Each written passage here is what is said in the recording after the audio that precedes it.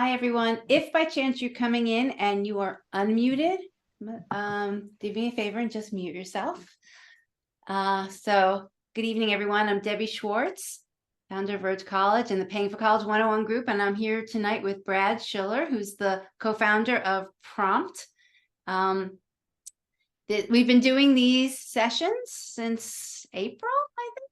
And yeah, I was going to say for years. Well, that is true. Let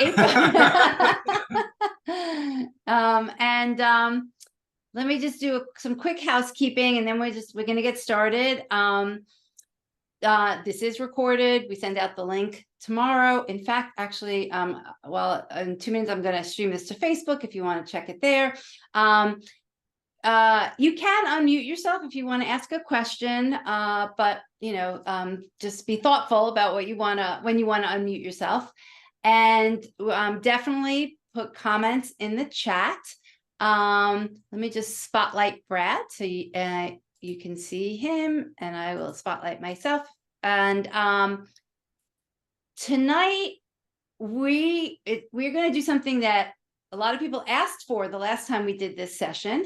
And Brad's going to do a slightly shorter version of his presentation, still good quality. But we want to do that so that we can get to more of the sample essays that people sent in, because I think that people really enjoy that. It's really helpful. Basically, Brad randomly, this is like magic, he randomly picks, an essay that has been sent to us, and he's going to read it out loud, and then we're all going to kind of give our opinion, and then he's going to go through and show how it can and should be improved. So that's the fun part of tonight. So Brad, I'm going to stream this to Facebook. While I do that, if you can kind of just introduce yourself and give a little background on Prompt. Awesome. Thanks, Debbie. As usual, we're going to review a bunch of essays tonight. I have not read any of them, so we just kind of randomly pick them. It's more fun that way for me. My name is Brad Schiller, founder, CEO of a company called Prompt. We're the largest college admissions essay coaching company globally. We work with thousands of students, including many road to college families. We're going to talk a little bit about our services later. I'll say is that it is not too late to get started with college essay coaching.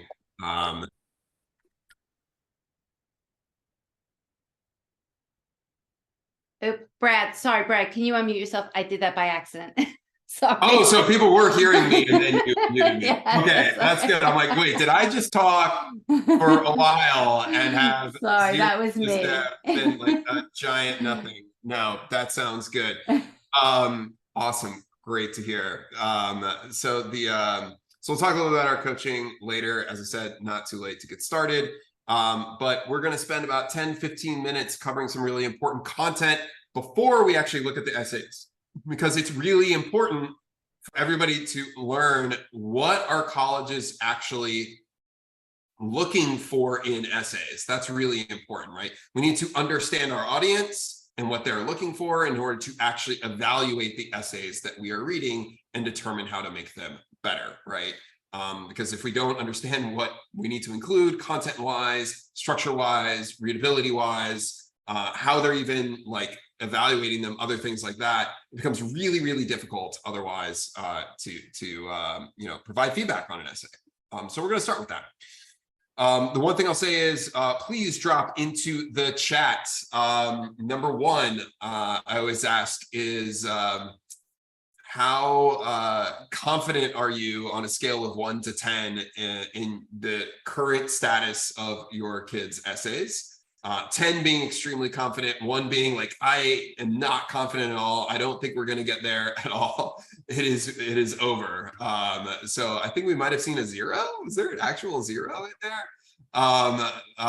So we got that going for us. And then I'm assuming that the other thing drop into the chat is, where are you at? So hasn't even started any essays to has completed a bunch of essays. Like, where are we at kind of in the process, or, maybe just on a draft, or, that sort of thing. That tends to help us as we go. Feel free to chat with each other during this. Feel free to ask some questions. Debbie always keeps me honest and provides me or lobs me questions as we go, and all of that sort of fun stuff. So I'm going to go ahead and share my screen, and then we are going to get rolling here. All right, here we go. So,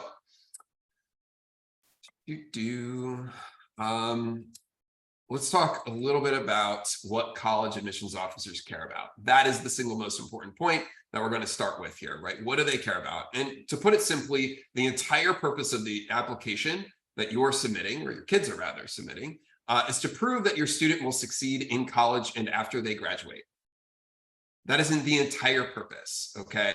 So they're evaluating this from the perspective of, hey, do I feel that this student is going to be successful academically on my campus, that they're going to graduate?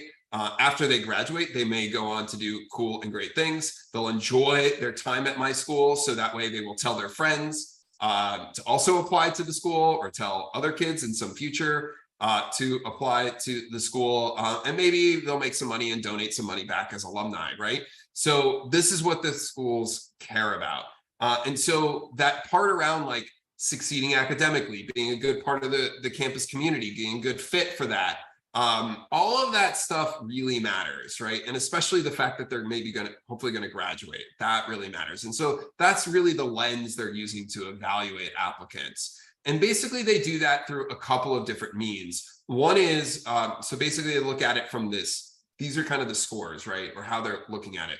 The first is called the academic score, which we're not really going to focus on tonight, but it's basically they take all of this kind of academic information and they kind of bundle that up into a single score. So they'll take grades, the strength of curriculum, even your high school that you attend. So like how have other students at that high school have done at that particular college in the past? It might be different test scores, like AP scores, SAT, ACT scores. All of that kind of gets combined into this, what we call this academic score, academic index. Then we're going to be focusing more on tonight is the personal score. So these are like the activities that you have and how you write about them, the essays, like what are you writing about and how are you writing about it, recommendations or an interview if applicable. This is the stuff that often really differentiates students, because what you find, and we'll talk about this in a second with some data, is that tens of thousands of students have very similar academic scores to these colleges, and personal score is often like what sets them apart. There's other priorities that schools have, such as what we call demonstrated interest. So, hey, the school is a good fit for you and you are a good fit for the school. So if the school accepts you, you're likely to attend, right? That really matters. But there's also a whole bunch of other things that you can't really affect much right now, like family income, first generation, geography, legacy, athletes, that sort of thing. We're not going to focus on that at all, but those also do play a role in the admissions process. But very simply, the higher the academic score, the higher the personal score you have, the higher admissions chances you have. So if you're applying to like an Ivy or Ivy equivalent type institution, just as an example, roughly speaking, 3 in 4 applicants that they accept, so 3 in 4 acceptances have what are called like strong academics and strong personal scores, okay? So just to give you a sense of that. The one concept that's really important here is called the academic bar, which basically means that if you're above the academic bar, that means that the school believes that you will be able to succeed academically at that school, okay? If you're below that academic bar, they're like, well, we have a bunch of data that says people that are below this academic bar are not successful at our school, okay? Or not as academically successful. And so the admission rate around that academic bar changes dramatically, right? So if you're below it, it's almost impossible to get in. If you're unless your parent donates like $2 million to the school, for example, that might be an exception, or some athletes or legacies, but very rare. And then if you're above the academic bar, you have a shot, right? That's kind of how the concept works. I'm not going to talk about the personal bar, because to be below the personal bar, you basically need to write about something in your application that you're like, hey, I am a horrible person. Like I steal from people, like that's kind of the level there. Very few people are below that. But basically, this is the really important concept, right? Which is that strong academics are not enough, okay? So selective colleges have far more academically qualified applicants than spots. The data shows that, roughly speaking, at selective colleges, 4 in 5 students that apply to those colleges actually have are above the academic bar. Okay. So that means that 4 and 5 applicants, 80%, right, they feel can be academically successful at their school, but yet they can't take that many, right, at many of these institutions. So just as an example, I'm just going to use Harvard because this is where a bunch of data has to come from because of the recent Supreme Court case. But basically, Harvard gets 60,000 applicants a year. Essentially, roughly 50,000 of them they think are above their academic bar, and they accept 2,000. Okay, so there you go. And so what differentiates students? How are they doing that? When tens of thousands of applicants may have similar academic profiles, that comes down to the personal score, right? This is really critical. And what you find is that even in a pool of really, really motivated, exceptional students, right? Exceptional people that have great extracurriculars, only 1 in 5 of those people actually have strong essays. So what do they write about? How do they write about it? Okay. And a lot of them, and this is the real key, a lot of them could have strong essays, but they don't. And they don't because they don't understand what their admissions officers are looking for, and they're not able to write about the right things. They're not able to write concisely enough and clear enough for the admissions officers to understand who they are. So when I talk to admissions officers, they always say it's like a lot of times they're reading an application and they're like, I think there's so much more here about this student, but it's not here. So they can't take a bet, right? They'll take the student that's like, hey, it's very clear, you know, who they are. So this is really, really, really important, is that, you know, this concept around strong academics, because I mean, strong personal score, because actually the data shows that strong academics can increase admission chances by 3x, but strong non-academics, right, having these strong essays, increase your admission chances 10x compared to other students. Okay, this is the concept. This is what we're going to be focused on this evening. So what do they actually care about? Okay, so first of all, this is really, really, really important because we're going to see a bunch of these essays tonight. I guarantee it. I haven't even looked at the essays, but this is, we are going to see this. Okay, which is the biggest myth is that essays are about telling your story. Because that's what admissions officers say. They'll say, oh, it's about telling your story. I just want to get to know you, etc. That's an incomplete statement. That's incomplete information. And what ends up happening is that students end up trying to write with beautiful metaphors, crazy, beautiful language, other things like that in these example essays that they see online. And it turns out admissions officers do not care about that stuff at all, or pretty close to nothing at all. Okay. Instead, what they care about is your content.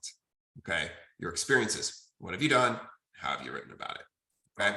So essentially there's what we call, like, to stand out in these applications is that there's basically 5 traits that colleges are actually looking for in applicants. And you want to write your essays related to content that relates to these 5 traits. Okay. And you don't want it to just relate to the 5 traits. You want it to really relate to the 5 traits, right? You want to show these traits that are extremely strong compared to other applicants that might exhibit the similar traits. Okay, so I'm going to talk about these 5 traits because when we evaluate essays, we're going to really focus actually on these 5 traits as we're evaluating them. So I'm going to run through these very quickly, and then we're actually going to see them live in these essays. So the first trait, which is often the most important, is drive. Okay, so these are students that push themselves to succeed no matter how long the odds, right? They're in challenging situations or in difficult situations, and they get through them. And they come out of those situations a better person. But they're not just kind of passively sitting by.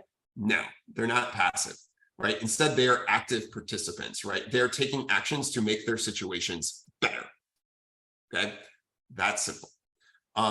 Colleges love driven students, or sometimes I'll call perseverant or gritty students. The reason why they love these types of students is pretty simple.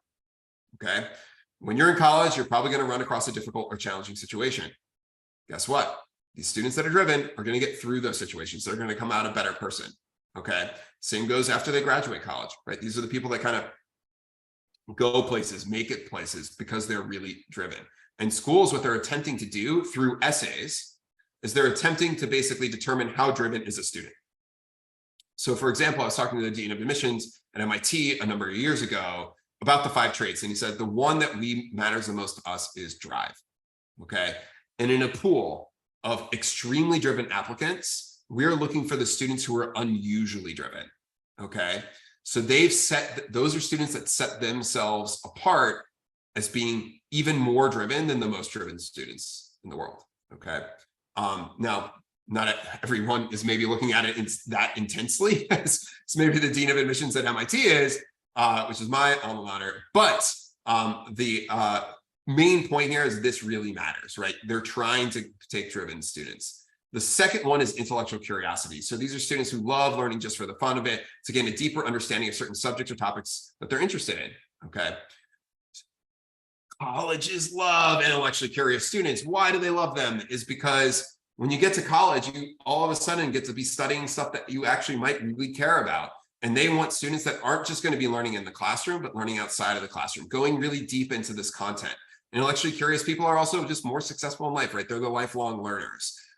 Intellectual curiosity matters so much that the personal score at Emory University, for example, is actually called the intellectual curiosity score. Okay.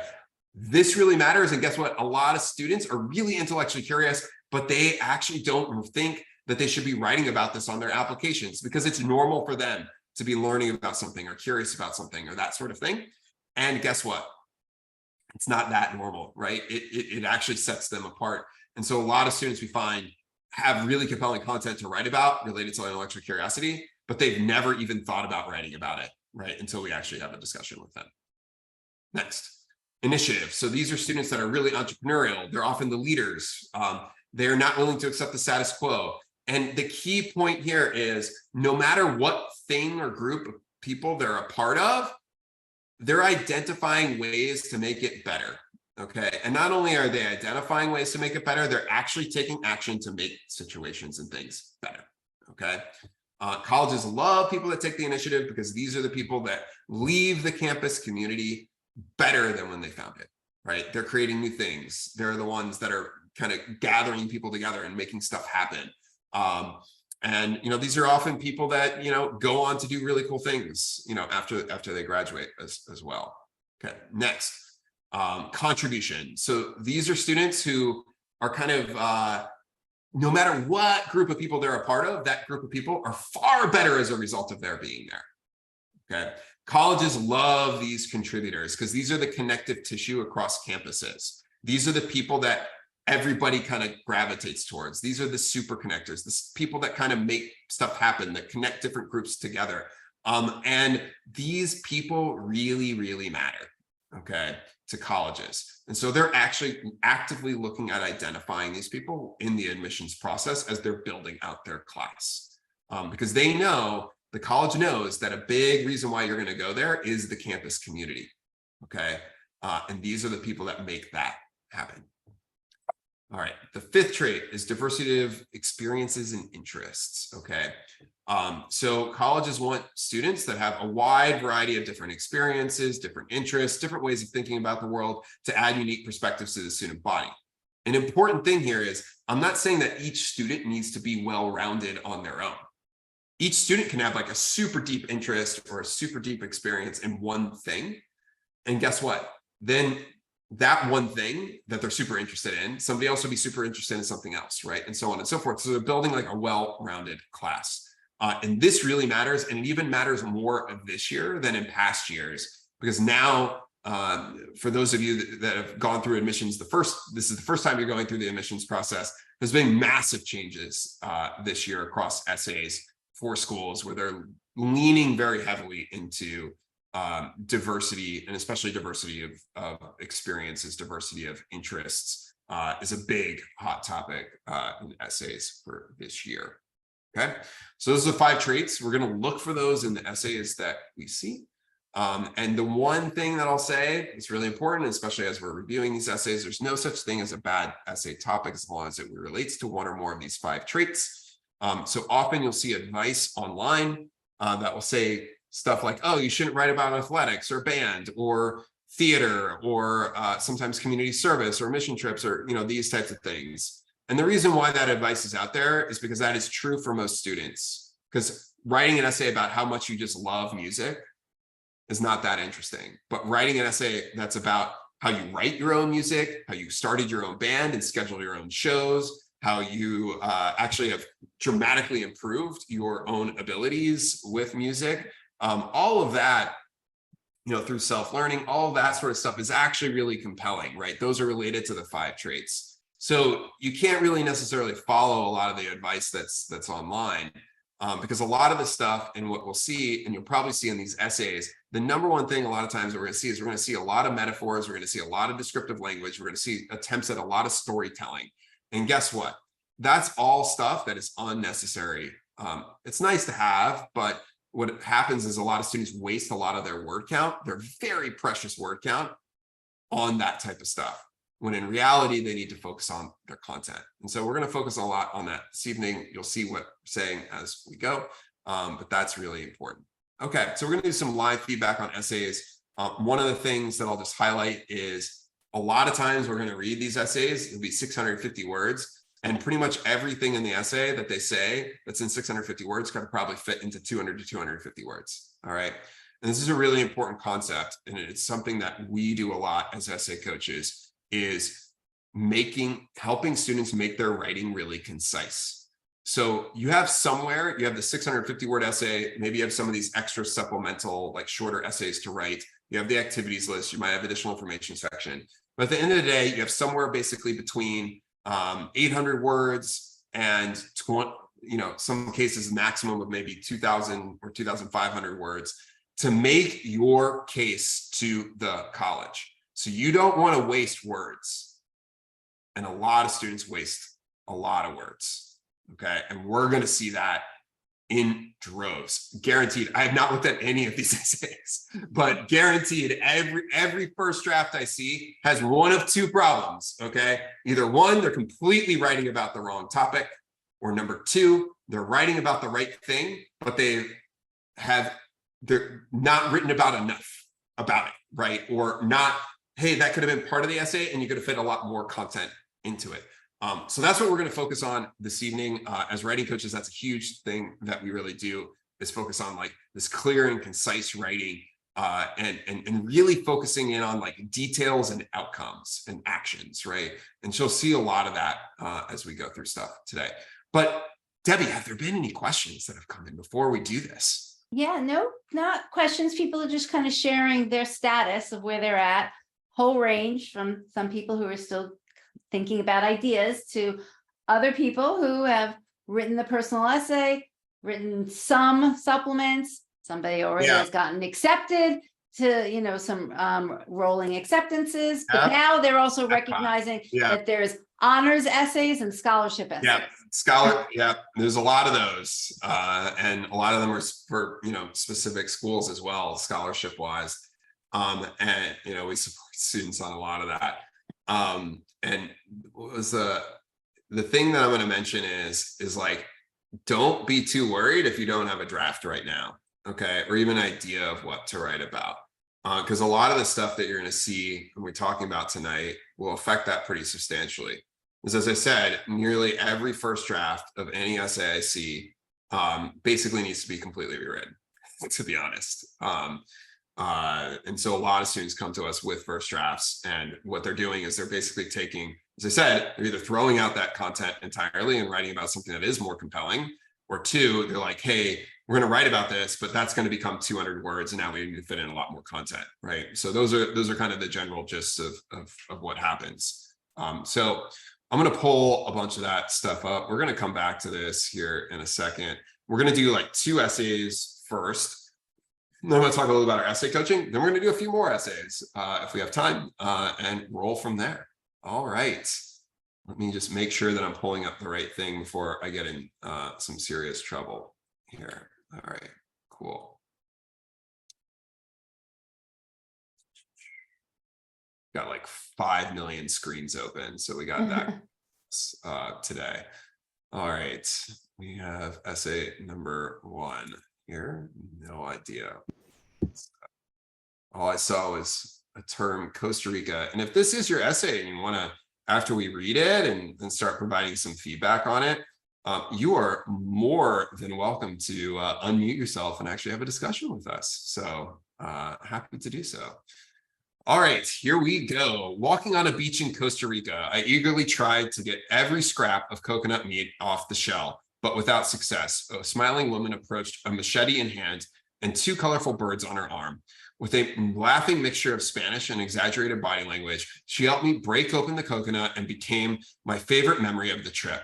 I experienced how knowing even a few words of a foreign language could connect me to a larger world, turning meaningless babble into affectionate conversation. As a 4-year-old, I saw Spanish as a frustrating barrier that prevented me from understanding the important adult gossip of my relatives, and as homework that my parents would force upon me. Nothing from illustrated flashcards to Duolingo could get me to appreciate my father's mother tongue. But as I grew older, I associated the lyrical, dramatic sounds of Spanish with the warmth and culture of my family. Learning Spanish has unlocked my family's history and helped me understand more about their experience as Argentinian immigrants. While Spanish might hold the most sentimental value to me, I find other languages just as fascinating. When I began studying languages, I was especially drawn to the dozens of writing systems, from the flowing ribbons of Arabic to the bouncy loops of I can't pronounce that. I wanted to learn as many scripts as possible. Learning new writing systems also meant that I had to learn new pronunciations, completely deconstructing my previous understanding of phonetics. By reading articles and watching countless videos, I began to understand the subtleties of accents with retroflex, tongues, taps, and alveolar trills. My new understanding of written syllables unlocked the words and phrases of this on the sides of trucks and buildings. I can still remember my excitement at being able to decipher a few Korean words well enough to order off the menu at my favorite restaurant. Seeking more information, I discovered the stacks at a nearby college library, and those dimly lit bookshelves became my favorite place to visit. I spent hours scrolling through the Internet Archive, exploring old linguistic textbooks and religious manuscripts. When I started learning Mandarin, I wanted to get on Chinese social media to see how everyday Nitsin spoke. I decided to join Bitly, like YouTube, which required me to pass an exam to gain access. I painstakingly translated 100 questions and was so proud when I finally ended up passing with a 76. Having the patience to translate offline documents also became important when I wanted to learn about older topics from different countries, such as Tibetan calligraphy or Islamic architecture. I'm fascinated by how people find ways to communicate. Every society has developed a form of communication, whether written, spoken, or signed. No matter what political or cultural barriers exist between us, people always find ways to connect. It's hard to convey how I feel when I sound out the Cyrillic words of my favorite Ukrainian snacks, stagger through a conversation in broken Japanese, or celebrate Argentina's victory in the World Cup with total strangers. Speaking that spark of recognition and human connection is what drives my passion for studying language. I strive to be like the woman who reached through cultural barriers to help me split a coconut. And like my relatives who shower me with love in English and Spanish instead of the confusion that I felt as a little girl, I am now excited to be learning new words all the time. It's an excitement that I carry with me into restaurants, into beachside conversations with strangers, and into my dreams of college. All right. So what I want everybody to do is type out in the chat which of the 5 traits did you see, and then on a scale of 1 to 10 for the ones that you saw, with 10 being the highest, would you say is like how strong those traits actually come through? Okay. So please drop that into the chat. And Brad, do you want to just repeat the 5 traits again? Intellectual curiosity. And why don't you type them out too? You don't know, Debbie, we've been doing this for years. Don't you just no, it's drive, intellectual curiosity, initiative, contribution, and diversity of experiences and interests. All right, we have intellectual curiosity 10, drive 7, intellectual curiosity 10, contribution 6, intellectual curiosity 6.5, intellectual curiosity 8.5. Good. Okay. So I'm very pleased we got this essay randomly, because this is a cool essay. This student is obviously very intellectually curious, but there's a lot missing, actually. So I'd maybe give it like a 7 on intellectual curiosity. Diversity of interests, experience, and interests kind of high too. Mainly have nothing to do with the trip, right? It just has to do with the this love of languages and such. Okay. So this is cool. All right. So I'm very excited to talk about it. Debbie, do you have any thoughts first? Because I'm about to dive in here. I mean, like, I mean, I absolutely agree. There's a lot of intellectual curiosity, but I didn't get what she did with it, you know? Yeah, so there's so much here. There's a lot. There's a lot that we're going to talk about. So first of all, single most important thing is I was thrown for an absolute loop in this essay. I thought this essay was total, I'm not going to say the word, but not great, to say the least, until about here. Further down, yeah. Okay. Literally until there, I was like, this is not going to be an interesting essay. I actually thought that this essay was going to be first about a trip to Costa Rica. Then I thought it was going to be about their own culture and having to like navigate their own Argentinian culture and realize that they needed to, assimilate more, or like, oh, I needed to realize that I actually needed to learn Spanish. I really wasn't interested in it at all. And finally, I decided to learn it, right? Like, that's where I thought this was going. Okay. And I was like, those are tropes that I've heard over and over and over again and are super uninteresting. Okay. So essentially the entire, what is this? 174 words out of a 650 words. So, roughly a quarter, was not strong. Okay. And could be, I think substantially better. It's not terrible. Okay. But I'm just saying, like, this is kind of what I felt as somebody who reads a huge number of these essays. Okay. And here you see this, like, these are details that don't really matter. Okay. Why does this one story about a machete and coconut, how much does that really ultimately matter to you? Seems it's unclear to me. It doesn't seem that interesting. I bet you have like a really interesting story about some random language that you have learned that's super compelling. Okay. That's kind of my feeling on it, right? So that's number one. Number two is, what did you actually like? There's so much here. And what I don't get from this is, how far along are you in knowing this language, these languages? Okay. This is some of the single most important content here. Okay. This part around like, okay, I wanted to be on Chinese social media, but I had to pass an exam and I passed it. Okay. With a lot of hard work. That said more here than basically any other part of the entire essay. Because you can kind of be, almost kind of making stuff up or kind of just getting away with like, oh, from the flowing ribbons of Arabic to the bouncy loops of this other one, like, oh, they could be kind of throwing some stuff in. Maybe they learned about it for an hour or two. Like, they're not that interested. Like, no, I want to know how far you got. Okay. The part around like, hey, I actually can decipher Korean words well enough to order restaurant. Like, this is a ton of information in very few words. That's an awesome line. Okay. This part around this painstaking to the 76, awesome line. Okay.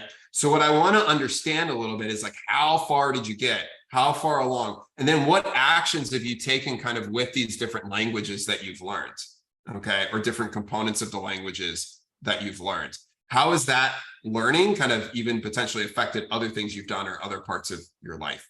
Okay. So that's kind of the general gist of it. I think there's a lot of opportunity there, a lot of really cool things that you can do with it. As I said, the most important thing is to get these like little details in there. This is the type of stuff that is the difference between like, oh, the student's kind of intellectually curious. They're kind of writing about this and like, oh, the student's really driven and intellectually curious. Like, they're really taking this places, right? They're really putting in the work. Okay. Because at the beginning of the essay, my initial feeling was they're not putting in the work with Spanish. I don't even get the sense that you're fluent in Spanish. Maybe you are. Okay. But it's not clear. At the end of this, I'm like, I'm just making an assumption now that you are. And with the Argentinian celebration example, I kind of get the sense of that. Okay. But I really didn't know. Right. So I'm like, how far, like, if I knew you were like, so like, as I said, it's kind of like, how far are you getting with some of these languages? What are you doing with them? What actions are you taking? That's really interesting content. Now, in terms of like how you're starting the essay, you need to, and this is really important, okay? Because as let's say you're an admissions officer, they're spending an average of 8 minutes on your application, okay? That includes reading all of your essays, looking at all of your academics, your high school profile, literally everything, and then writing 80 to 100 words of notes on your essay. On your application, okay? 8 minutes on average. So what that means is that they're reading pretty quickly, okay? And for me, I'm getting here and I'm like, oh my goodness, I think this is the same essay that I've read 1,000 times before. And I probably just read 2 of these today already. Honestly, from the first paragraph, I thought this was going to be like about a service trip. Yeah, I thought service trip, I thought vacation. Okay. Then I think here, I'm like, okay, now this is about, I have to learn Spanish or have to, maybe my family culture. Like this is where the essay actually begins to start. Okay. All of this other stuff is less relevant. Now, what you can do is you could start the whole essay with just the single example around ordering, food off the Korean menu, right? And actually being like, hey, I learned this. Then what you want to do is you want to guide your reader to understanding like, what is this essay actually about? And you want to do this within the first few lines, okay? And what you want to then do is basically be like, hey, and I think there's some word for like somebody that has like a bunch of languages or love of languages. I forget it off the top of my head now, but you're that person, right? And like you spend a lot of your time with languages. And then next paragraph, first section of the essay is, why is that, right? It's because you like, as a younger a kid, like you had to learn Spanish. You were really uninterested in that. And you decided you became really interested in it. You became fluent in Spanish and then you started like migrating into other languages. You became really obsessed with it. A lingophile. On that. Oh, what is it? A lingophile. Lingophile. Okay. Like it's interesting because I've worked with students in the past that are similar to this with like just the absolute love of languages. And some of the essays that you see with that are just awesome, like super cool. But the point is like, take me on your intellectual journey. What's the first of these languages you decided to learn? Like, what is the pathway of doing these different ones? And like, how did you kind of progress? Like, how are things like, has it become easier for you to learn these or harder, right? Or like, as I said, like how much progress have you made on these different ones? And like, what actions are you taking because of that? These little details are really important. From the flowing rhythms of Arabic to the bouncy loops of Malayalam is interesting. But, why is that? Like, do you just like the patterns of the words? Like, I do like some of that language, but once again, it's like, we have to be very cognizant of like the types of how we're spending kind of our word count, and that sort of thing. So I'm going to pause there. So Brad, what about, you didn't talk to, this student have also talked about what they want to do with languages, whether, is there a career that they're thinking that they want to go into to use with this? Yeah, I mean, it's one of those things that depends on their ambitions, right?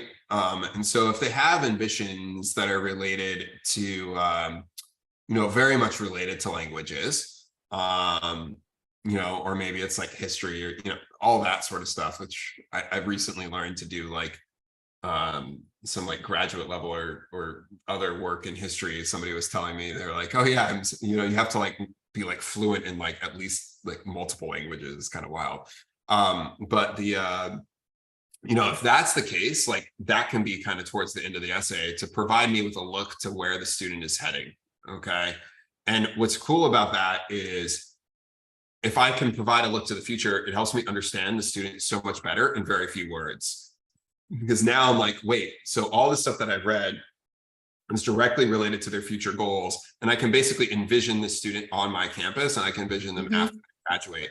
That's a good way to prove success. Okay. And guess what? Like nobody's going to hold you to what you wrote in this application in terms of what you're going to go do. Turns out that 3 in 4 people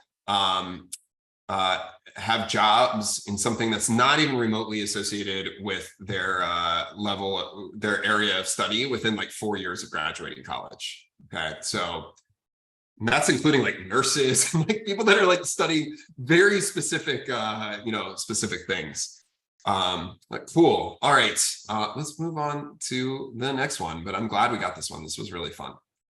Okay, let me do meeny miny mo. Go with this one.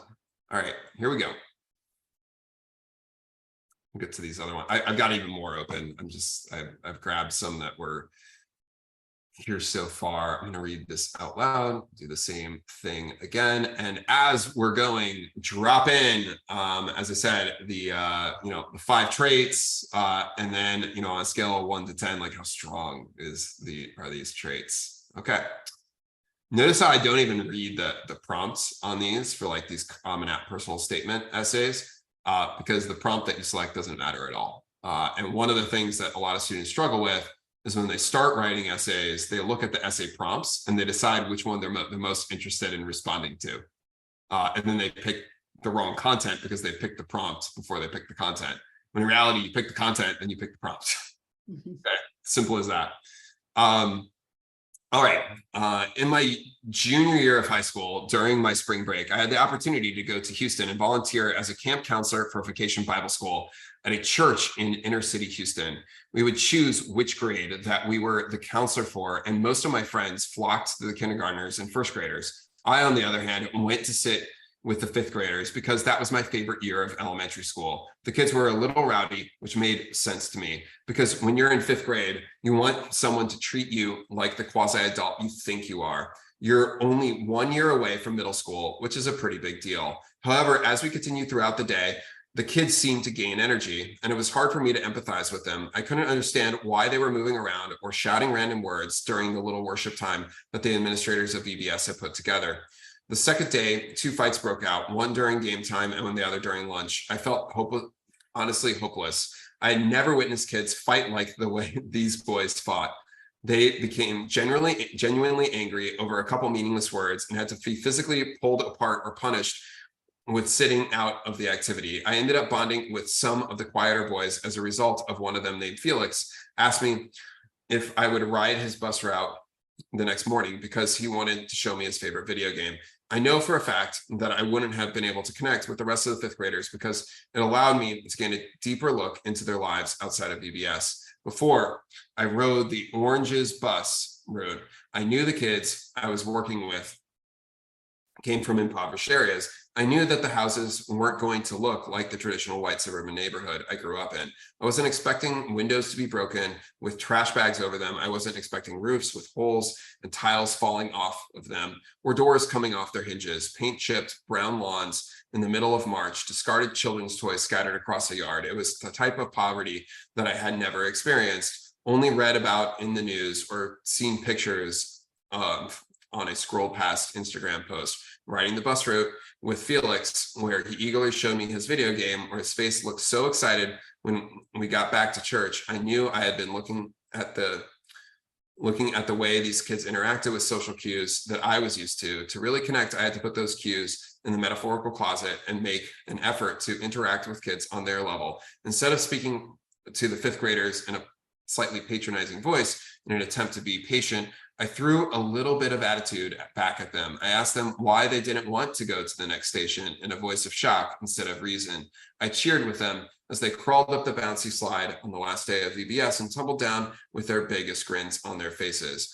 When we ended camp with a movie, which was Finding Dory, the kids were called by bus route to go home. A couple kids waved by and smiled as they walked out, a world away from the attitude they had started the week with. One boy, Mauricio, asked, "Will you come back and see us next year?" After giving me a big hug. "Of course I will," I replied. It may be a week to hear him ask that, but I also felt shocked that I had managed to leave such a big impact on him after spending only a couple hours of the day with him. My friends have since thrown around ideas about a senior beach trip to Florida during spring break, but I know wherever I go, I can't attend. I want to keep my promise to Mauricio.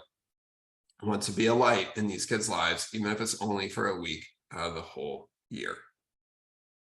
All right. So as we talked about, drop in which of the 5 traits you're seeing here. And then on a scale of 1 to 10, how strong are these traits? So go ahead and drop those into the chat. We also had a question that came in. You don't have to pick just one of the traits. It's also hard to do all 5. Right. You want to focus on your strengths. So usually it's 2, maybe 3 kind of strengths. And you might just display all 5, but you really want to focus on like, hey, what's the stuff that I'm like 8 out of 10 or 9 out of 10 or 10 out of 10 on, like that I can really hit home or knock home. That's where you want to focus. Okay, so we see contribution 6, initiative 5. Okay. Contribution 6, contribution 8. All right. This essay does what a lot of students do, and it's because a lot of times you see examples of essays online that are kind of similar. Okay, and the answer to that is that this student is focused on one singular experience that is actually literally a week of their life. Mm-hmm. Don't do that. Okay. This sounds like an incredibly important story, and I really like it. Okay. But the number one question, and I always ask this, is so what? What did you do differently as a result of this experience that you wouldn't have done otherwise after this experience? Okay. Really important. Because a lot of times you kind of are like, hey, I learned this really important thing about myself, or like I had this really important experience, and you're like, but if you didn't really change your actions or change what you did, is it really that important to you? Or are you just selecting it because it sounds good in an essay for college? Okay. And that's the key point here. All right. Now, the other way you do this is you're like, hey, I have this experience here, and I have a bunch of other experiences that have some similarities that I can kind of tie together in some way, shape, or form, and that also works. But the key point here is like, so what? What did you do? What did you do as a result of this? Prove it to me. Prove to me that you're a different person. Prove to me that you're a changed person in some ways. Okay. So I think that's really important, and it's not there yet. But the key point here is like, this is using most of the word count on the entire essay, and it could probably be written in about this whole story. I could probably tell it in 200, maybe even 150 words, and I would lose almost nothing. There's a lot of unnecessary details. From my understanding, right? So yeah, a huge, like one of the tricks that we do is, and we do this as writing coaches a lot of times, is we'll read through this and we'll be like, I'm just going to pick out the most important points. Okay. And as a student, like if this is your student, have them do this, or have them do this or any of the drafts that they have. Just literally just read through it, write out the single most important points that you have to know in order to understand what they're saying or the story. And I'll bet that that's maybe like 5 points or 5 sentences or bullet points or whatnot. Okay. Maybe 7. And then you start with that, and you're like, this is the content that somebody needs to know. And then you fill in around that, and all of a sudden you've dramatically reduced the word count. Okay. But I also like, this is a classic case of like, I don't really know where this essay is heading for a while. All right. So you were, you were with the 5th graders. Okay, great. Now I learned that they come from impoverished areas. That would have been helpful to know here. Okay, not here. Right? Instead, you're left. So I have a bunch of questions that basically come into my mind of, who are these kids? Why are you writing about this experience? What's happening here? And that's all coming into my mind early. And a lot of these questions either completely go unanswered, or they get answered much later in the essay when they should be answered very like at that moment that the question might pop into my mind. Okay. If you think about it from like a storytelling technique perspective, when you read a book, or let's just say watch a movie, because not that many people read apparently these days. So say you're watching a movie, generally you know how that movie is going to end within the first minute or two of the movie. Okay. Same thing with the essay. You need them to know kind of how it's going to end from the beginning of the essay. You don't want to throw somebody for a complete loop, like we just saw in the languages essay as well, where it's like, I think it's one thing, but it's actually something completely different. And the completely different thing is actually way more interesting than the thing that I thought it was. Because once, this is really hard, this is really important. Once I'm reading this as an admissions officer, I'm through the first few lines and I'm just like, I don't know where this essay is heading. Doesn't seem particularly interesting. My mindset now goes to, I'm probably going to put this student in the reject pile. Okay. Then all of a sudden, and so I'm reading the essay with that mindset. And then all of a sudden I get to something really interesting. I'm like, oh my goodness, I was kind of like half asleep reading this. And now I've gotten to the interesting content. And am I going to spend my time to go back and reread the rest of it? Maybe, right? Maybe not.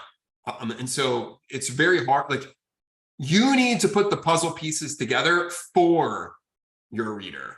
Don't expect your reader to put all the puzzle pieces together themselves, okay? Because there's a good chance they're just not going to do it, or be able to do it, or have enough time to do it, or have the willpower to do it. Or they happen to be reading your application right before lunch. And guess what? When you can't control this, but when they're hungry, there's actually lower admissions rates, according to some data. So the point is like, you need to be crystal clear, and put all the pieces together for them. And the important part is to guide your reader to understanding what is happening in the essay from the beginning of the essay, from within the first few lines of the essay is really important. Okay. I'm not going to talk about a ton more stuff here. There's a lot more that I could cover, but that's the general gist of it. Cool. All right. So I'm going to talk a little bit about our essay coaching, and we'll come back to one or two more of these essays and roll from there. Okay. Yeah. Good. All right. Let me talk about essay coaching. Our goal is to make, let me put it in slideshow mode. That'll be cool. So our goal is to kind of help make your college application impossible to ignore. Okay. That's basically how we're thinking about this. And so how do we do that, right? What do we do? So we're the highest rated, most recommended application essay coaching company. 98% of the students we work with get into one or more of their reach or target colleges, and 3 in 4 get accepted at least one of their reach colleges. We work with thousands of students a year. Many are going to, or get into literally every college, right?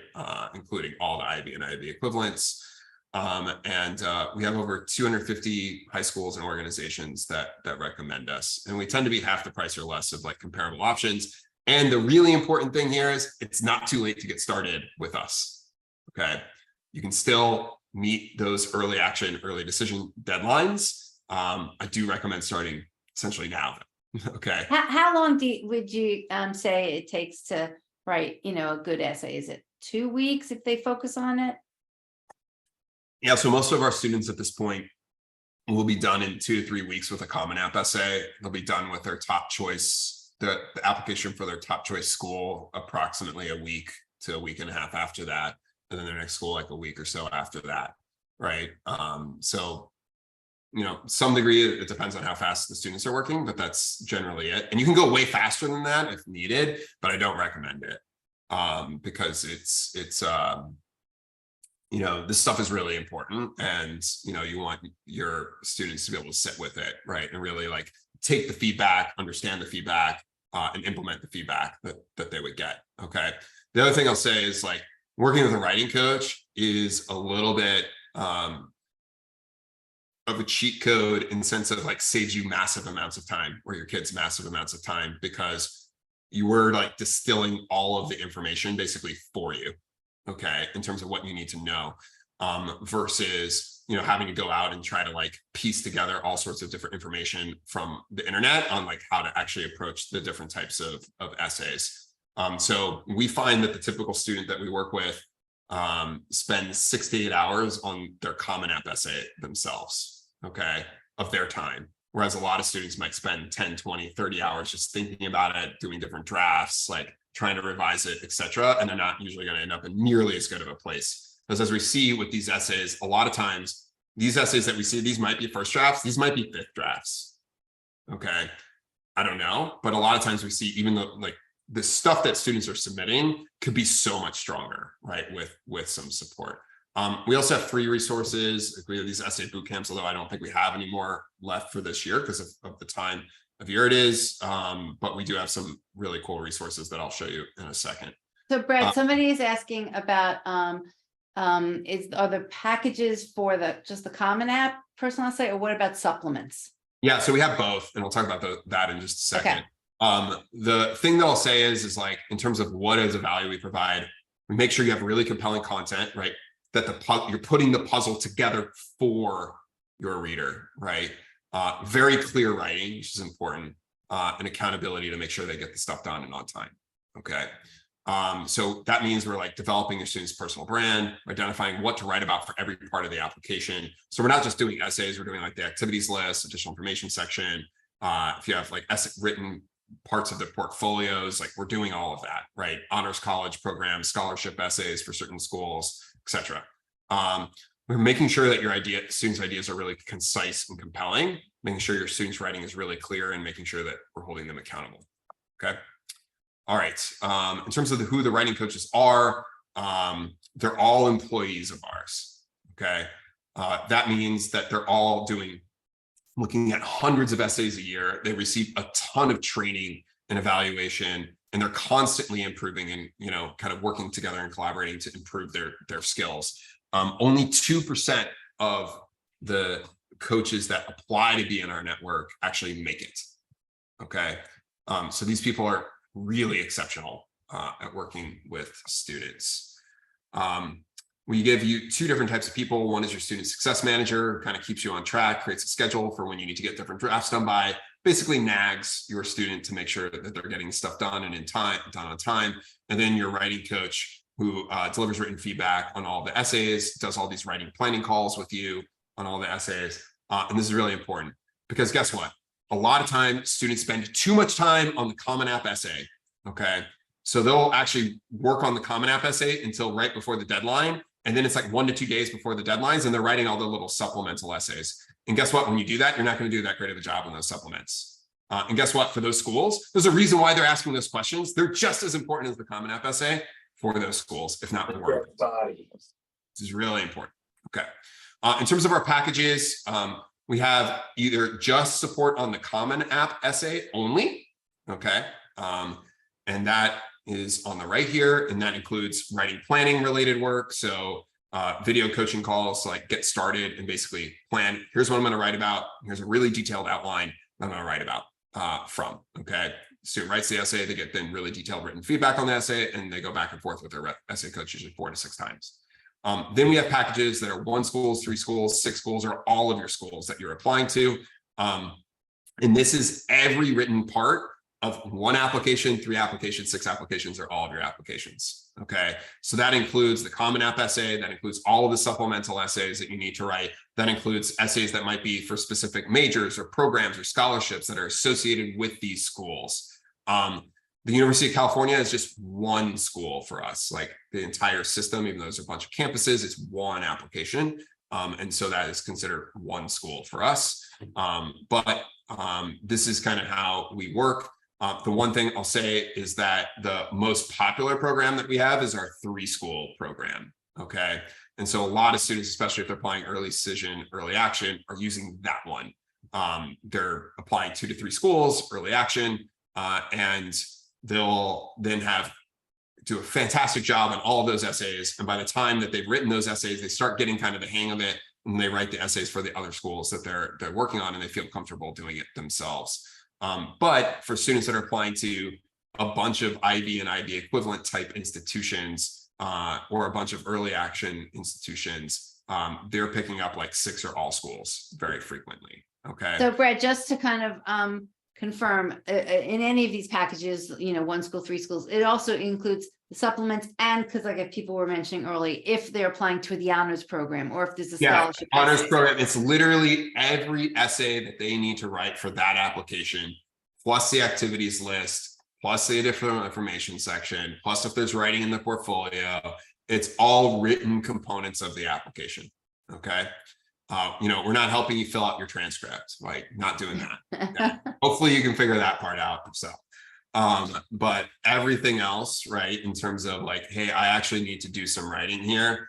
Like I had, there's essays on all sorts of things, like, like a change of progression, or like I changed my schools, or, and you might need to write something about that, or maybe you're a convicted felon, right? You need to write something about that. It happens. That those are the types of things, that you get support on, because those are the written components of the application.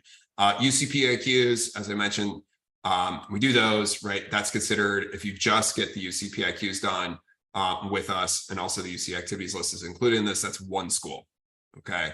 The UCs are one school for us, and it's also just a ton of work doing those 4 UCPIQ questions. The other thing I'll say is, like, we do have individual drafts reviews of essays, so you can just buy one review. It's $99 of a draft, but most people are using 3 to 6 of those. So by the time you do that, you might want to, a lot of times it makes sense to do a package, and that's just for like the Common App essay. And what I'll say is there's a ton of value in actually doing video coaching calls with your writing coach to actually like align on, here's what I'm going to write about. And as I said, most students, if we're seeing just the first draft that they submit, like we're providing really detailed feedback on that, and they're going to have to make some substantial changes to it. Okay.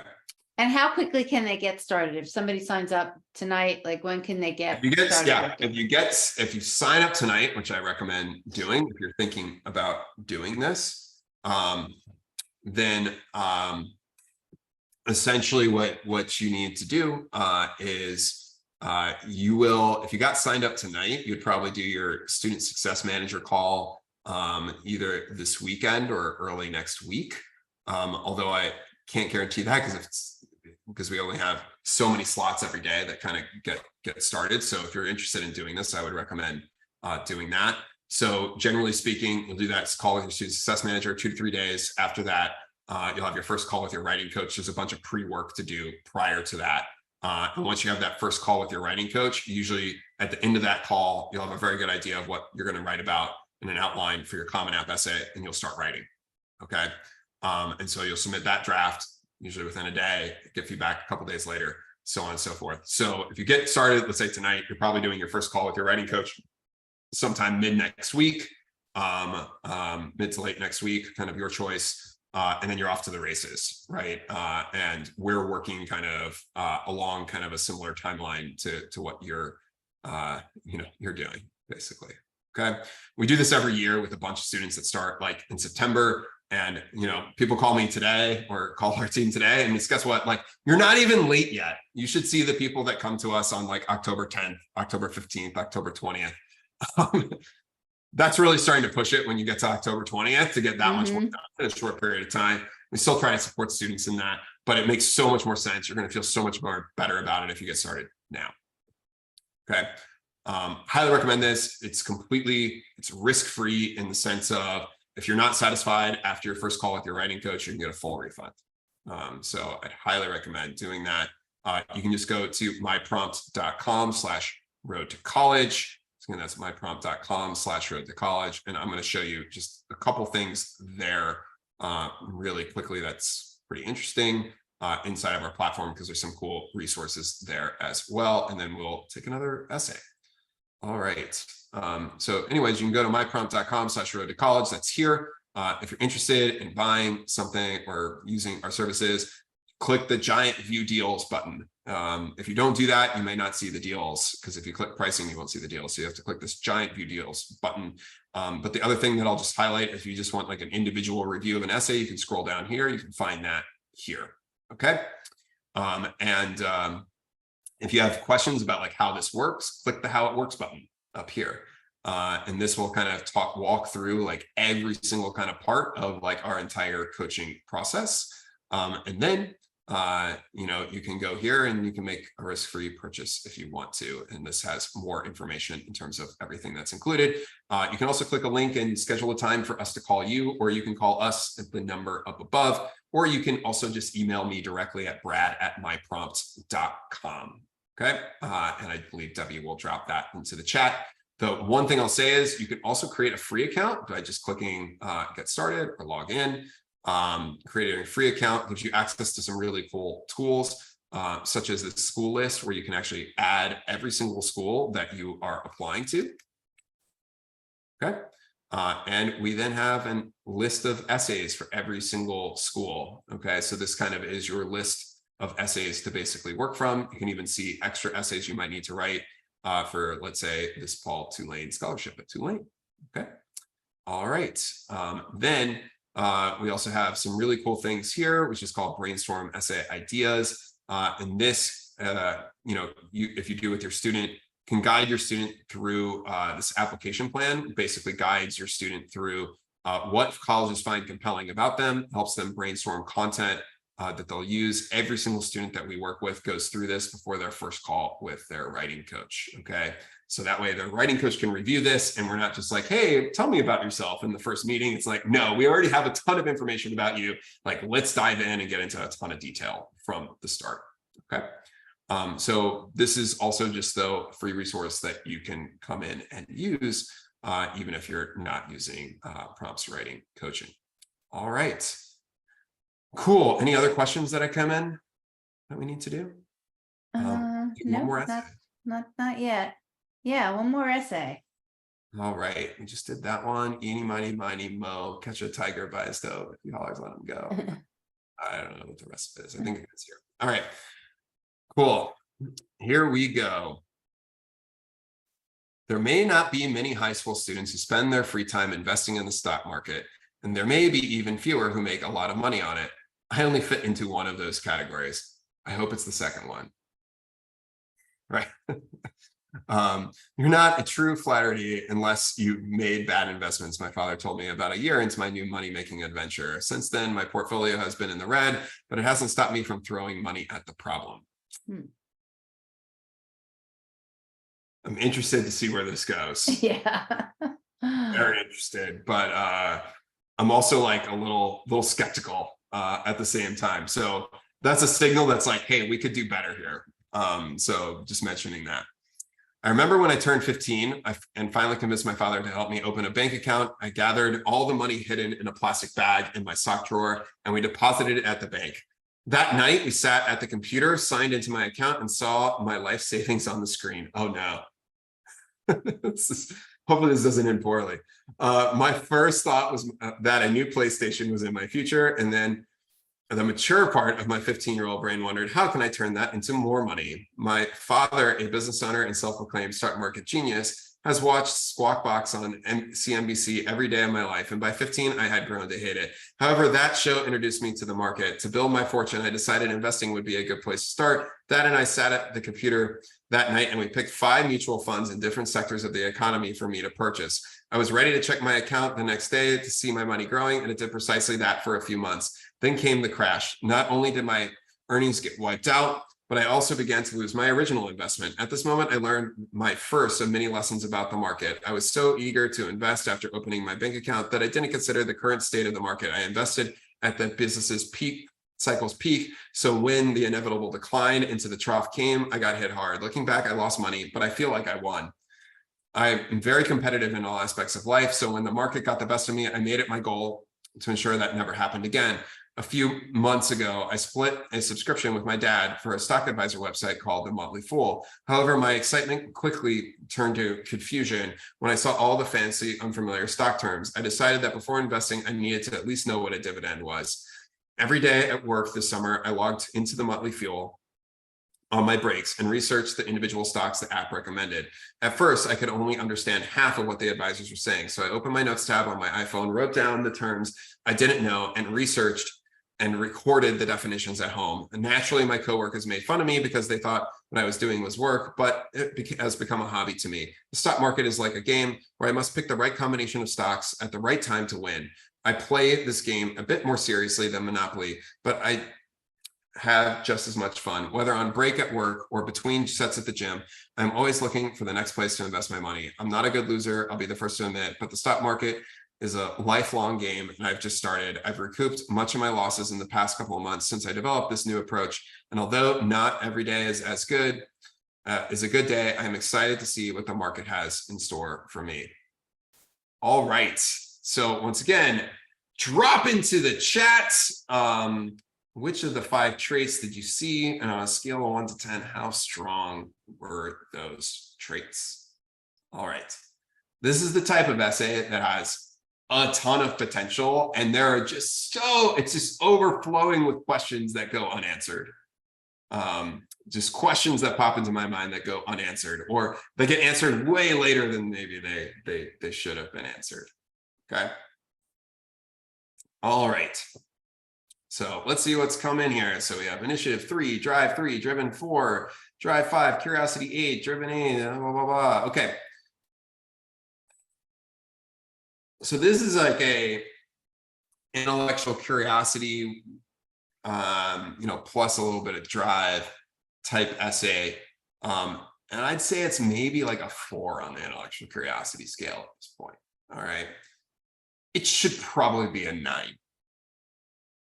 But this student has left a lot of pieces of information out, whether intentional or not. Okay. So intentional is they actually didn't do much. Right? Unintentional is they actually did a ton and it's just not coming through here. I have a feeling it's that, but it's not here. And so a couple of things that are really important. So one, once again, don't leave your reader kind of guessing here. So let me just kind of walk you through my thought process as I was reading this essay. I'm like, okay, why do I need to start with, there might not be many high school students that spend their free time investing in the stock market. I'm assuming you're one of them. If you're going to write it this way, you do much better for your introduction, right? You can literally just say, hey, I spend my free time investing in stocks. Like, that's a fine introduction and opening. Keep it short. This is actually another really important tip. This first sentence is 40 words in length. You should never have a 40-word sentence in your entire essay. Really important that actually your first sentence is somewhere 7 words or less. I usually like to use 3 to 5 words, okay? Because you want to ease your reader in to your essay, right? Readability is very important. And so a lot of times you have different patterns in kind of sentence length. So you have a short sentence, followed by a medium length sentence, followed by a pretty long sentence that, does some interesting stuff, followed by a medium sentence, followed by a short sentence, okay? Guess what? That naturally makes the writing really engaging, and it kind of eases the reader in and out of more complex thinking. So that's one thing you can do. But a 40-word sentence, no. Just huge no. Okay. Next, now I'm like, hasn't stopped me from throwing money at the problem. Like, oh no, like what is happening here, right? Has this person lost all of their money, right? What has gone through? Like, I'm assuming that he's like, the whole point of this was like, okay, I'm investing in stocks. I'm thinking that this is going to be like, hey, here's all the stuff that I've learned about stocks in the stock market. And like, here's what I've been doing and how I've performed. Like, that's what I'm assuming this essay is. And now I'm like, maybe it's not that. Maybe it's something completely different that is like a net negative. All right. I'd rather just have a very clear understanding at the beginning. It's like, hey, I was really bad at this at the start. I bought it at the top of the market, lost my money plus principal. I'm working my way back and I've been successful the last few months. Just say that at the beginning. All right. Now I have a very clear understanding where this essay is headed. It's an essay about personal growth related to self-learning associated with the stock market. Great. I would love to know that, but it's not there. It's not clear. Then I don't like a lot of this content can go away. Like, I don't really care about this first thing about the PlayStation. It doesn't matter too much to me. Okay. Don't necessarily need to know too much about your father. I think there's probably a little bit too much content there, right? The key here is, and then I'm like, wait, you just invested in mutual funds. You did no research at the beginning. Great. That's not great. But you spent a lot of word count telling me that. So basically the entire thing that I learned here is like, so all you did was pick some mutual funds. That's it. On the first night you decided to do this and you learned nothing. You weren't like learning ahead of time. That's fine to know, but that shouldn't be this long, right? That's one sentence. Like, hey, I didn't do this right. I completely failed right at the beginning. That's fine, but that should be like a sentence or two, okay? Then the rest of the essay could be really cool, right? Because the rest of the essay can be about, okay, you're self-learning. Okay, you join this Motley Fool website, right? You're learning all this stuff. You're learning. I love the little details like, hey, I'm doing this on my breaks, right? That sort of thing. I'm learning about this, but give me some more details, okay? How do you actually evaluate stocks? Have you learned to evaluate stocks? Because there's like multiple levels of this, right? There's like, hey, I'm just kind of reading like Wall Street Bets or the Motley Fool or whatever, and I'm just picking what they recommend. I'm not doing a lot of work. That's kind of the vibe that I'm getting here, or could be. Or am I actually like going, like Warren Buffett style and reading like all of the 10Ks of every single company? I'm reading public filings like on financials, right? Like, what is the level of depth you're going to here in terms of your analysis? And then the other thing is, you have life savings there, and like it went in, like, not great, right? But what I'm very curious about is, and you could share this if it's a huge number, maybe you don't want to share it, but like, how much are you really putting in play here? Okay, like it's like $5,000, $10,000, $1,000, like that's fine. If it's like $500,000, maybe don't include it. Okay, if it's $5, don't include it. But like, give me some, like, I want to really I need to be able to picture and grasp kind of what you are doing, and like what is like how much what specific stocks like did you actually pick that have actually been successful or not successful, right? You just bought some mutual funds. Are you just buying mutual funds again? I also can't tell if this is just going to be a hobby or if this is going to like turn into like. Yeah, is this like something that like will lead, like, hey, this is my hobby that I'm thinking lifelong game. That's fine, but like, or is it related to something you want to do in the future, right? Right. Once again, it helps picture you later. The key is like this monopoly thing, not that interesting, right? Get into the details. Too many people are like, I need to draw analogies. I need to look at metaphors. I need to, use some descriptive language. Guess what? None of that stuff really matters that much in these essays. It has to do with the content, right? The specifics of what you've done. And the more specific you get, if what you've done is fairly impressive, the more specific you get, the clearer it is to your reader that you are actually you're like an 8 or 9 or 10 on the intellectual curiosity scale compared to other applicants, right? That's the proof point that you're trying to make. Right now, I'm like, maybe it's a 3, like maybe they're like investing $1,000 or $500 and they're like using the Motley Fool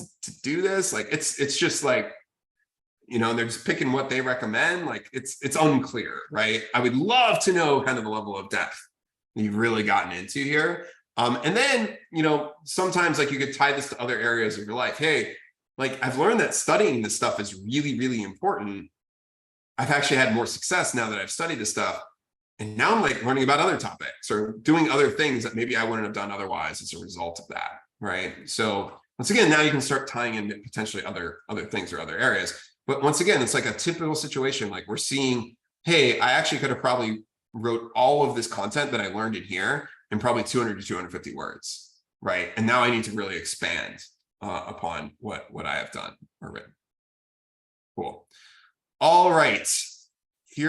So Brad, just to summarize, like the 3 essays that you read, they all actually were pretty good. They were a good start of a topic. All of these were actually a good start today. It's not like sometimes it's not. That's right. Not That's what I'm saying. Right? Yeah. No, you know what? These are all essays that I would say, like, if you submitted them, especially the first and the third one, like if you submitted them, like it's probably better than most, but for most of the schools you're probably applying to, you would not fit into that strong essay category. But the sense that I get is both of those students probably should be in that category. Okay. And you just have to put in the work, right, to get there, to explain it, to really make your case to the admissions officers.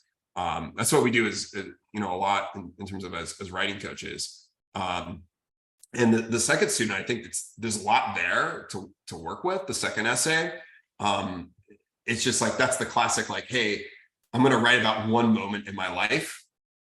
And that's the whole essay, when I really need to expand, I can write about that one moment, but that should be a small piece of an overall, more overarching storyline.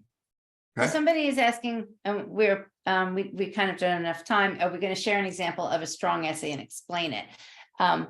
We have done that in the past. If you want to Yeah, know. we have. Yeah, we've done that in the past. So usually at the beginning of the season, we'll actually take a look at like a first draft and a final draft of essays. The one thing I'll just say is that a lot of times when you look at examples of essays, or students look at examples of essays, they try to mimic them Right. versus focusing on their own content. Okay. And so that's like you see that in some of these writings here. So what happens is a lot of times when students read example essays, especially ones that are online, what they're going to do is they're going to pick up on like, oh, this essay must be good because it has a metaphor, or this essay must be good because it has a bunch of storytelling descriptive language in it. And it turns out that's not the reason why it was potentially good by the admissions officer. It was a different reason. Or they might have gotten into the school in spite of their essays for some reason or another, right? Maybe they were a legacy, maybe they were an athlete, maybe there's something else going on. And so that tends to be a bit of a challenge, honestly, because the example essays that you read online serve a different purpose than the admissions essay, because the essays you read online are there for like clicks. They're there for like, hey, I want this to be really interesting to read. Because more people will then come and read that. Whereas for admissions officers, they're looking for very specific things, right? They're looking for these 5 traits. They're looking for how strong these traits actually are. And so that, it's just like, it's a different approach, a different audience, different way of thinking about things. And, we see students that if you read their essay, you'd be like, this is really impressive, but you wouldn't say like, this is like beautiful storytelling. Okay. But you'd be like, wow, this student is really impressive. You rather be that than like, oh, this is a really good, well-told story. It's nice to do both, but most students don't have that, right? Even the applicants to the top schools don't. So Brett, earlier on, there was a question about using humor. Humor is tricky, right? Because so if you know actually how to use humor in a way that people will actually always 100% guaranteed understand your humor, then by all means use some humor. Okay, keep it light. But the challenge that most students have is when they attempt to use humor is they're very unclear. Okay, and so your admissions reader actually doesn't get the humor. For example, right? They may take offense to something and be like, why the heck would you write that? That doesn't make any sense. Or it might be confusing, or, that sort of thing. So it's you could do it. And, I've seen a lot of students have some success with it because they're naturally just kind of that type of person. That's their voice. That's their tone. But a huge amount of the time, like we'll see stuff that's like, hey, this is, by the way, I understood what you're saying here, but it could be interpreted in these other 5 ways. You don't want to take that risk. So then it kind of gets adjusted or changed. All right.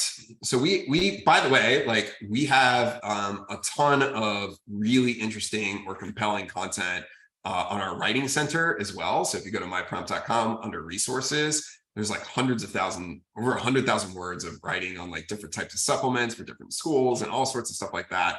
You can check that out.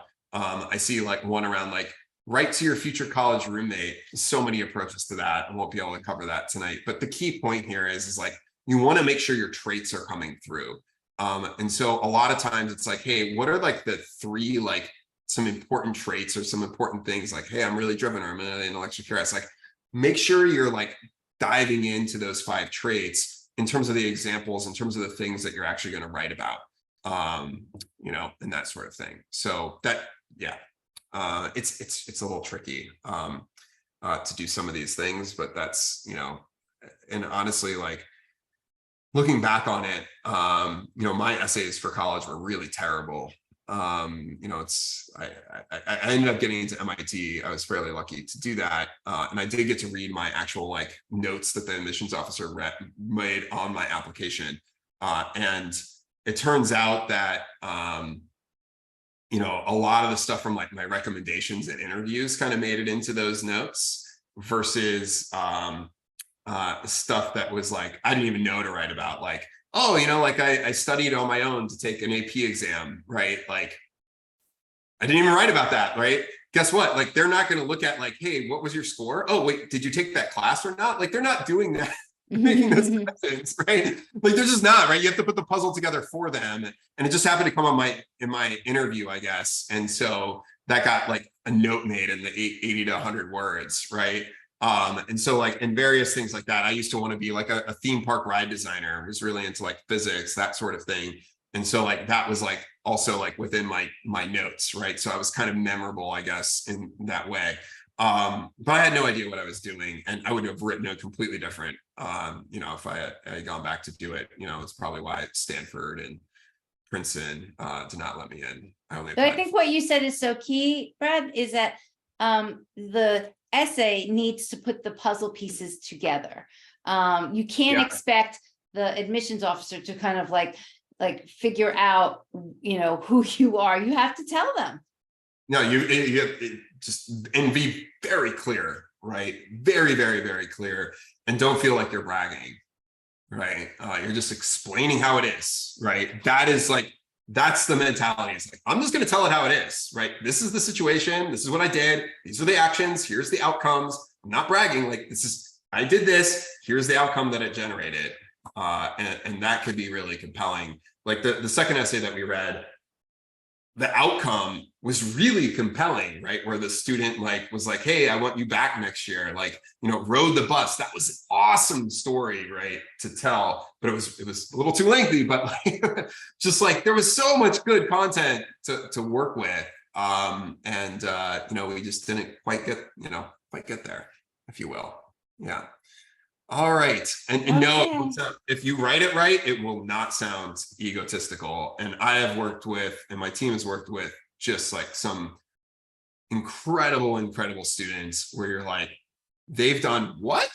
And when you read it, you're like, it's very clear, like, hey, this is a student with like no ego, right? Like they're out there doing they're out there like teamwork, collaboration, like those things are really coming through, contribution in the essays, right? And it just happens to be that their unique contribution is so compelling, right? Of what they did and what they accomplished. And it's just facts, right? It's kind of like a job interview, right? Except written in some ways. Employers are looking for the same types of traits. Like if you get a question, you're like, hey, what did you do here? Right? In your experience, you'd be like, yeah, I'm going to tell you, like, here's this awesome stuff that I did. It's the same thing here. All right. Well, thank you, Brad. You made somebody's top list as one of the best guests. I'm always the best guest. I mean, that's why you keep having me back. Absolutely. We do so much of this. Also, your family's benefit. So good, But if you notice, I have a blue wall behind me. I did. I was going to ask you about that. It's the same room. But my kids are in the process of painting, and there's literally paint everywhere, and they're turning it into a Lego room. So they actually took the Legos and matched it to different colors of paint at the store, and so this is an actual Lego color. Very fun. So there you go. All right, cool. Thank you. Good night, everybody. Thank you. If you have questions, you can email me. Brad at myprompt.com. And then also if you write me with questions, I always pass them on as well to the prompt team. Okay. All right. Thanks, Brad. Good night, everyone. Bye.